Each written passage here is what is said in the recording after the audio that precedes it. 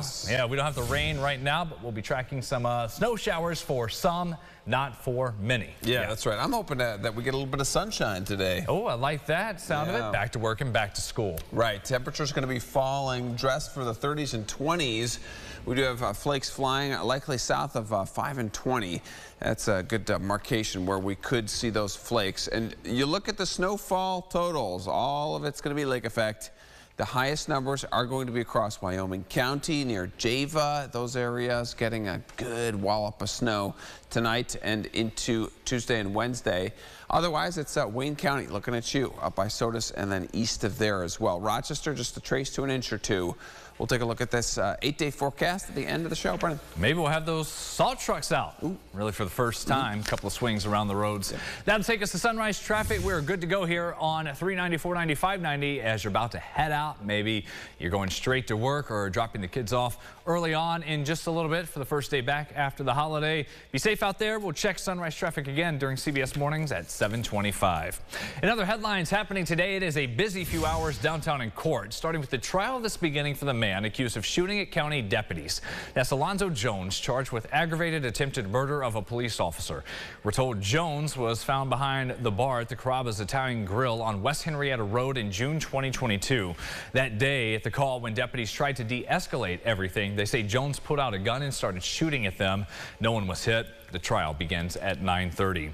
A registered sex offender accused of carrying out a deadly double shooting just days ago in Rochester is due in court again. Police say 44-year-old Jamal Robinson shot and killed 38-year-old Kevin Rigdon and wounded another man in the shooting in his 40s. This happened last Tuesday downtown outside the Transit Center on St. Paul Street.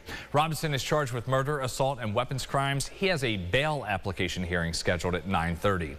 A man accused of a homicide in March 2021 here in the city is also due in court today. That's Charles Holly, facing murder and weapons charges, accused of killing 29-year-old Devon Wilburn on Dewey Avenue. He's in court this afternoon for a hearing scheduled for 2 o'clock. Also today, local animal hospital veterinary specialist and emergency services in Brighton is officially closing its doors. Previously, VSES, the area's only 24-hour emergency vet location, cut overnight hours because of staffing shortages. Then in August, cut the hours again before the parent company Thrive Pet Healthcare ultimately announced that facility is closing altogether, with today being the last day. Police in Vermont have arrested 48-year-old Jason Eaton in connection to the shootings of 3 20-year-old men of Palestinian descent over the weekend. The 3 victims were visiting one of their relatives for Thanksgiving when they were confronted, police say, by an armed white man who fired at least 4 rounds Saturday. 2 of the victims, the latest update, remain in stable condition. The other has more serious injuries. Authorities say 2 of these men were wearing scarves that symbolized Palestinian solidarity when the attack happened. The truth of the matter is these are 3 Arab-looking young men wearing keffiyehs, which are sort of traditional Palestinian scarves, speaking Arabic, walking down the street. It's certainly a strong possibility, and we shudder at the thought that this might be a hate crime. Those 3 victims, just juniors in college, no word yet on a potential motive. Police are still searching for suspects in Rochester for a late-night carjacking over the weekend. That was around 10 p.m. Saturday on Mount Vernon Avenue. The victim approached by multiple suspects. One had a handgun. Police say they stole the victim's keys before assaulting them and taking off in the car. That victim did go to the hospital and is expected to recover. The cause of a fire in Henrietta remains under investigation. That was the scene we tracked down at 6 last night on Pulteney Drive.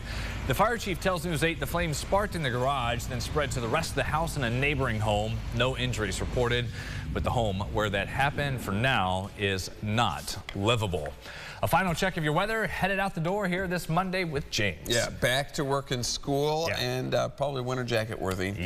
Today. Going to get colder and colder heading into Tuesday. Yeah, you look at 24 hours from now, we are in the 20s, wind chills firmly in the teens. And yes, we do have snow showers around, but focus really is going to be to our east and to our south. So we'll put snow showers in there, but I really think the biggest impact locally is going to be the cold air. Yeah, a few flakes around, maybe a little icy early Tuesday morning, but the wind chills feeling like the teens. Probably the coldest day so far this season. Coming tomorrow, where highs do not get to freezing at 32. And we will be here tomorrow morning at sunrise at 5 o'clock tracking that for you. Thank you, though, for watching us here this Monday. CBS Mornings coming your way next.